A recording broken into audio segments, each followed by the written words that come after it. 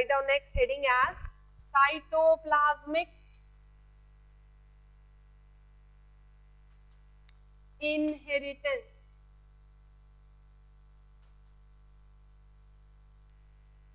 Next heading as cytoplasmic inheritance. अब जो आगे पढ़ेंगे वो है साइटोप्लाज्मिक इनहेरिटेंस. साइटोप्लाज्मिक इनहेरिटेंस क्या होती है? देखो, जीन इंटरेक्शंस जो भी अपन ने पढ़े वो सारे मेंडल्स के प्रिंसिपल को, मेंडल के रेशियोज को ओबे नहीं करते, जहां पर दो या दो जीन से ज्यादा जीन का इंटरेक्शन होता है. अब एक चीज अपन ने पढ़ा था कि मेंडल ने अपने सारे क्रॉसेस के लिए क्रॉस किए और रेसिप्रोकल क्रॉस भी परफॉर्म किए. मेंडल ने क्रॉस भी किए और रेसिप्रोकल क्रॉस किए. आई होप ये याद है रेसिप्रोकल क्रॉस. रेसिप्रोकल क्रॉस क्या होता है? अगर एक पेरेंट के पोलन ग्रेन्स लिए तो ये मेल है, इसे क्रॉस किया दूसरे पेरेंट से जिसके स्टिग्मा पर पोलिनेशन करवाया गया. फर्स्ट क्रॉस ये है. सेकेंड क्रॉस में सिर्फ सोर्स को रिवर्स कर दिया जाए, ये फीमेल पेरेंट की तरह ट्रीट किया जाएगा, इसके पोलन ग्रेन्स इस पे ट्रांसफर होंगे. जब भी इस तरह के क्रॉस करते हैं उन्हें क्या कहा जाता है? रेसिप्रोकल क्रॉस कहा जाता है. मेंडल ने अपने सारे क्रॉसेस के लिए क्रॉस भी किए और रेसिप्रोकल क्रॉस भी किए और सबके रिजल्ट सेम आए. Reason, Mendel was studying inheritance of nuclear genes. But after rediscovery of Mendel's work और Mendel's law, cytoplasmic inheritance was observed. यानी बहुत सारे ऐसे एग्जांपल्स खोजे गए जिसमें रेसिप्रोकल क्रॉस के रिजल्ट सेम नहीं आएंगे. क्यों नहीं आएंगे? रेसिप्रोकल क्रॉस के रिजल्ट सेम नहीं आते क्योंकि यहाँ पर साइटोप्लाज्म में प्रेजेंट जीन के इनहेरिटेंस को स्टडी किया जाता है. साइटोप्लाज्म में जीन कहाँ आकर करती है? माइक लेकर आंसर बताओ मुझे. साइटोप्लाज्म में जीन कहाँ आकर करती है? साइटोप्लाज्म में जीन होती है या नहीं होती? अगर होती है तो कहाँ होती है? माइटोकॉन्ड्रिया एंड क्लोरोप्लास्ट में आकर करती है. यानी साइटोप्लाज्मिक जीन कहाँ पाई जाती है? Mitochondria and chloroplast. In gene को क्या कहा जाता है? साइटोजीन. These genes are known as cytogene because they are cousin cytoplasm, plasmon, plasma gene और plasmid. Plasmid term precisely bacteria के लिए यूज किया जाता है. तो ये सारे टर्म्स हैं जो यूज होते हैं साइटोजीन के लिए या साइटोप्लाज्मिक जीन के लिए. ठीक है. अब अगर रेसिप्रोकल क्रॉस करते हैं तो रिजल्ट सेम क्यों नहीं आएंगे जब साइटोप्लाज्मिक इनहेरिटेंस देखी जाती है? Reason is female gamete is a cell. Reproduction पढ़ा है अपन ने एंजियोस्पर्म का. एग सेल है जिसमें न्यूक्लियस और साइटोप्लाज्म दोनों है, जबकि male gamete is only a nucleus. यानी सेक्सुअल रिप्रोडक्शन के वक्त male gamete contribute only nucleus whereas cytoplasm is contributed by female parent. यहाँ पर जो भी फीमेल पेरेंट होगा, पोलन ग्रेन्स यहाँ ट्रांसफर हुए, मेल गैमेट का न्यूक्लियस गया, साइटोप्लाज्म किसका है? फीमेल पेरेंट का है. यानी साइटोप्लाज्म में जो माइटोकॉन्ड्रिया और क्लोरोप्लास्ट होते हैं वो कौन कंट्रीब्यूट करेगा? Female parent.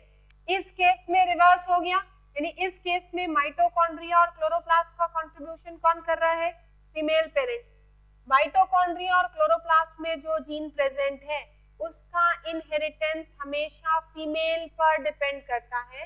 Reason is female parent contribute cytoplasm, male gametes makes no contribution toward cytoplasm. ये एनिमल्स के केस में और प्लांट्स के केस में दोनों के लिए एप्लीकेबल है.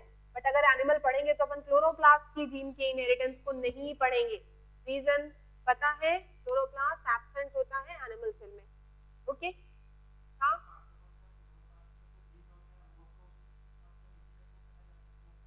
न्यूक्लियस में कब जाता है? नहीं, न्यूक्लियस में कब जाएगा वो? न्यूक्लियस में नहीं जाता वो.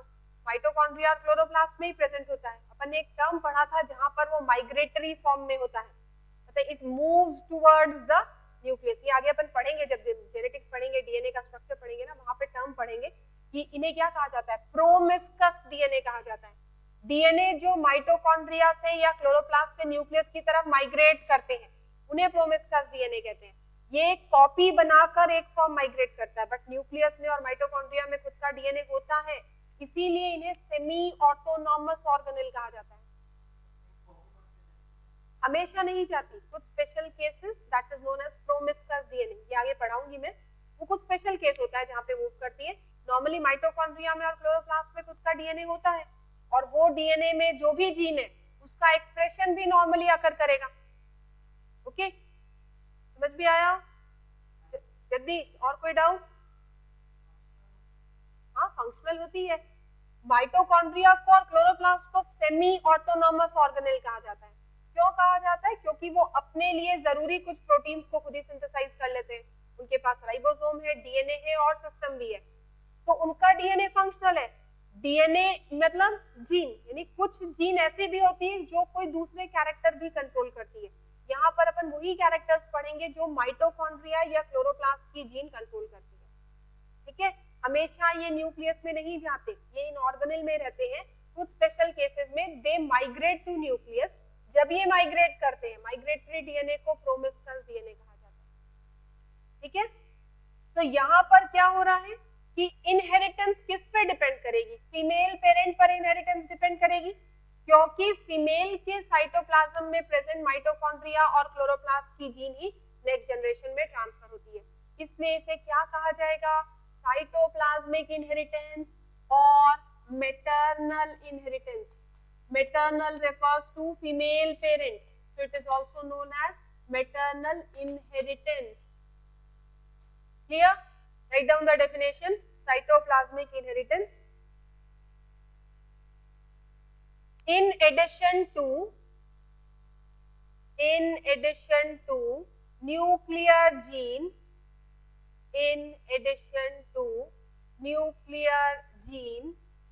genes are also present.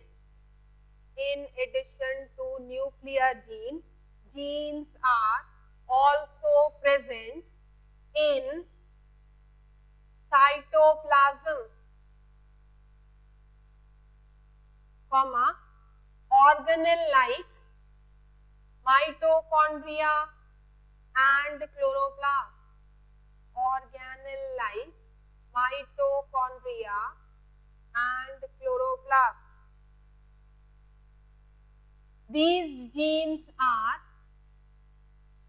known as cytogene, plasmon or plasma gene. These genes are known as cytogene, plasmon or plasma gene. Next point, during sexual reproduction,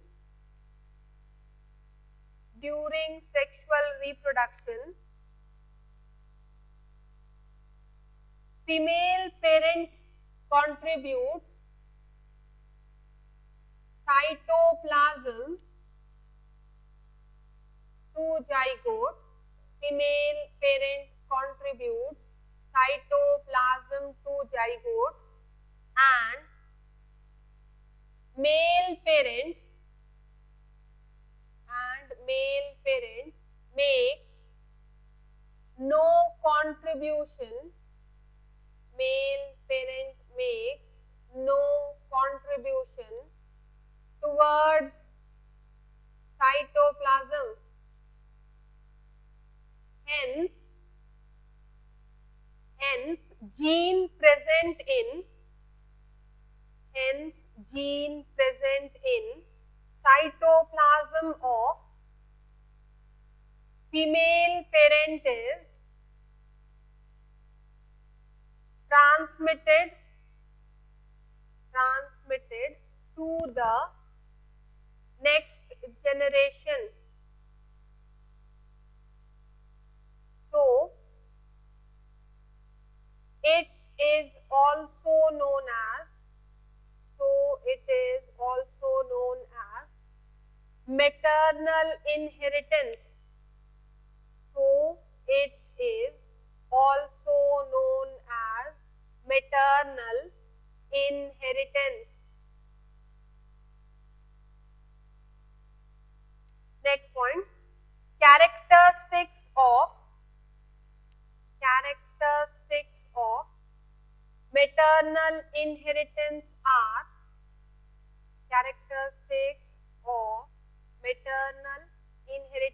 are number 1,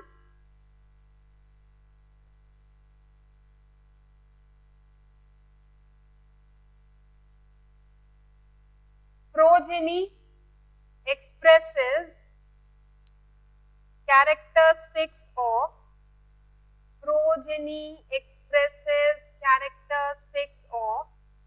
female parent only. Progeny expresses characteristics of female parent only. Number 2, no segregation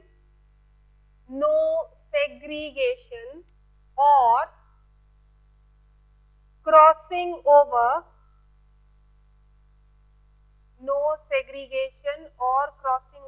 are observed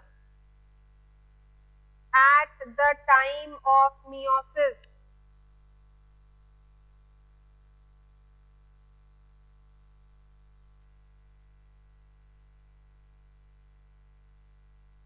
Next point, except in sex-linked inheritance,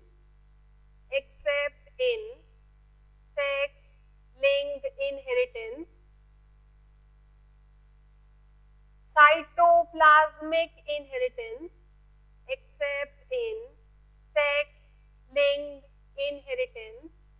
cytoplasmic inheritance never produces same result in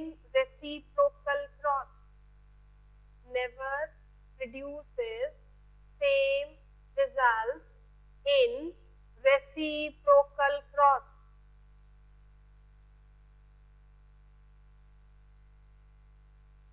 Next point, the character which follows cytoplasmic inheritance,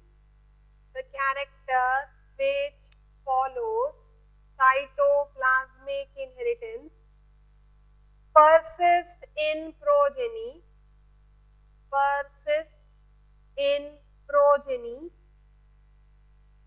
even after repeated back crossing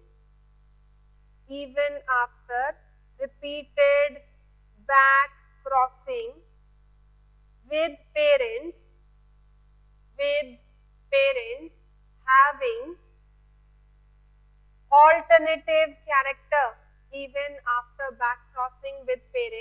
having alternative character, इसका मतलब I hope पहली 4 point समझ में आ गई। 5th point का मतलब है कि अगर एक साइटोप्लाज्मिक इनहेरिटेंस को स्टडी किया जाए और उसे बार बार ऑल्टरनेटिव फॉर्म वाले कैरेक्टर के साथ भी बैक क्रॉस करें तो इफेक्ट चेंज नहीं होगा। रीजन साइटोप्लाज्मिक जीन में segregation, meiosis, crossing over observe नहीं किया जाता।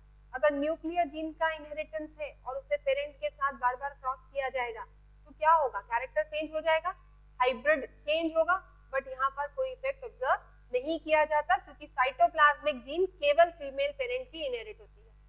ठीक है, इसके एग्जांपल्स इंपॉर्टेंट है। पहला example 1, plastid inheritance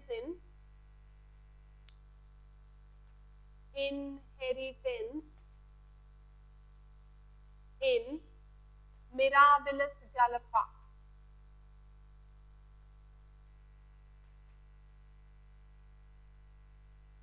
Plastid inheritance in Mirabilis jalapa. Mirabilis jalapa का कॉमन नेम 4 o'clock प्लांट होता है। Observed by Correns. किसने किसने ऑब्जर्व किया था इसे? कोरेंस ने ऑब्जर्व किया था। कोरेंस ने क्या ऑब्जर्व किया कि मिराबिलस में 3 तरह की लीव्स ऑब्जर्व की जाती है। 3 types of leaves are observed. 3 types of leaves are observed. First is dark green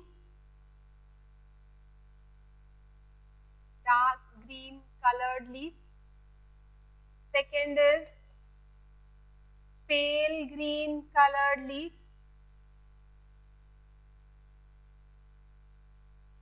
And third is variegated.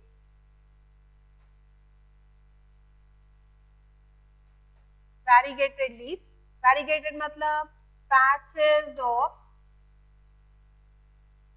green and pale green.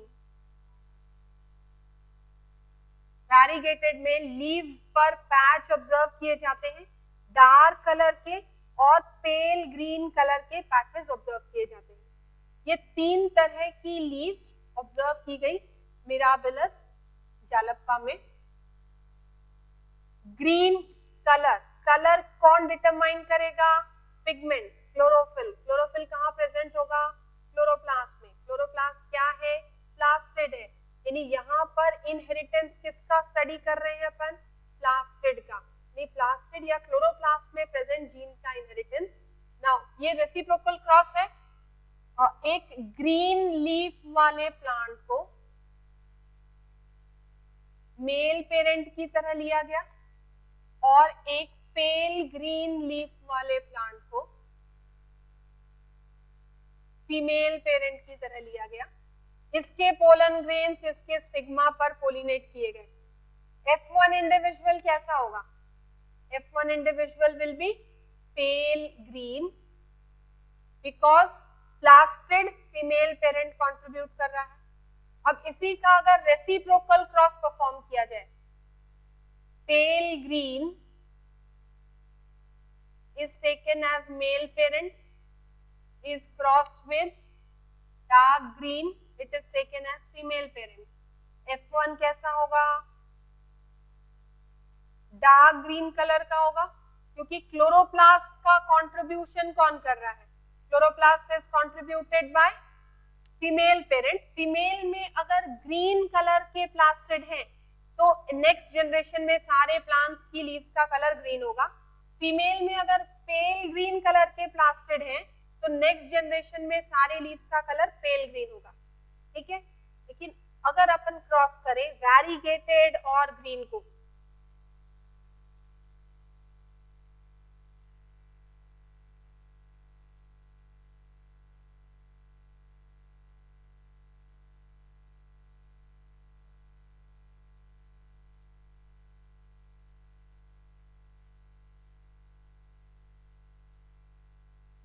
now in third cross we cross a green leaf plant with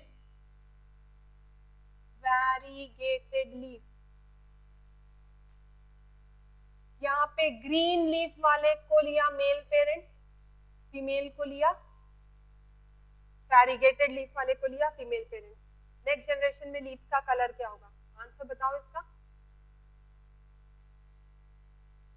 next generation में leaf का colour क्या observe किया जाएगा? नहीं, वैरीगेटेड नहीं होगा। वैरीगेटेड मतलब patches, green और पेल ग्रीन के पैच हैं।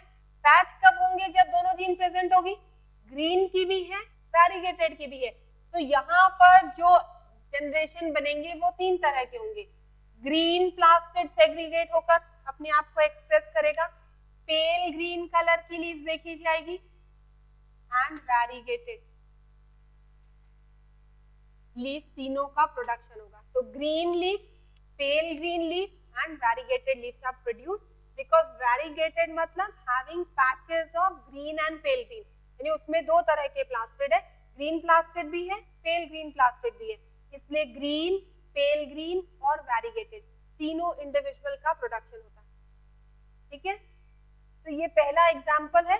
तो ये क्या प्रूव करता है कि फीमेल के साइटोप्लाज्म में जिस तरह का क्लोरोप्लास्ट होगा, F1 इंडिविजुअल की या आने वाली सारे इंडिविजुअल की लीव्स का कलर उसी प्लास्टिड कलर पर डिपेंड करेगा।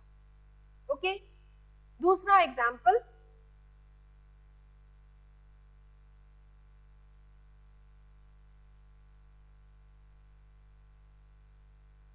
second example is male sterility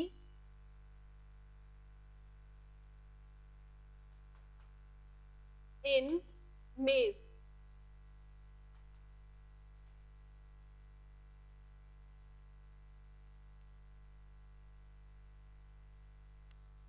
मेज में कुछ ऐसी वेराइटीज डेवलप होती है जिसका मेल पार्ट स्टेराइल है।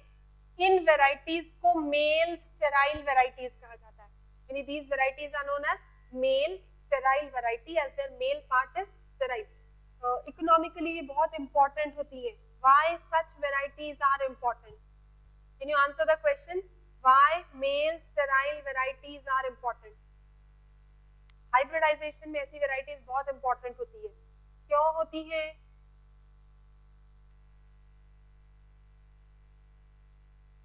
हाइब्रिडाइजेशन में ये इमैस्कुलेशन की जरूरत नहीं होती। These male sterile varieties are important because इनमें इमैस्कुलेशन नहीं करना पड़ेगा। इमैस्कुलेशन मतलब removal of anthers from the flower. So need of emasculation is absent. यहाँ पर मेल स्टेरिलिटी को सबसे पहले रोड्स ने स्टडी किया था। Studied by Rhoades, and male sterility की जीन अकर करती है माइटोकॉन्ड्रिया में।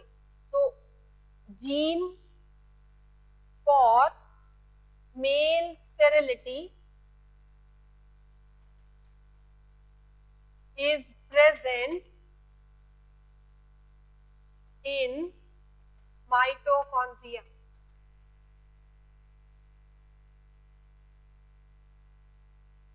सेक्सुअल रिप्रोडक्शन के वक्त फीमेल का साइटोप्लाज्म इनहेरिट होगा, फीमेल का माइटोकॉन्ड्रिया नेक्स्ट जनरेशन में ट्रांसफर होगा। इसलिए जो भी वेराइटीज बनेंगी, फीमेल पेरेंट से जो वेराइटीज बनेंगी वो सारी मेल स्टेराइल वेराइटीज का फॉर्मेशन होगा। इन वेराइटीज को कंजर्व किया जाता है क्योंकि they are important from the point of view of hybridization. Plant breeding में बहुत इंपॉर्टेंट होती है क्योंकि इनमें मेल इमैस्कुलेशन नहीं करना पड़ता।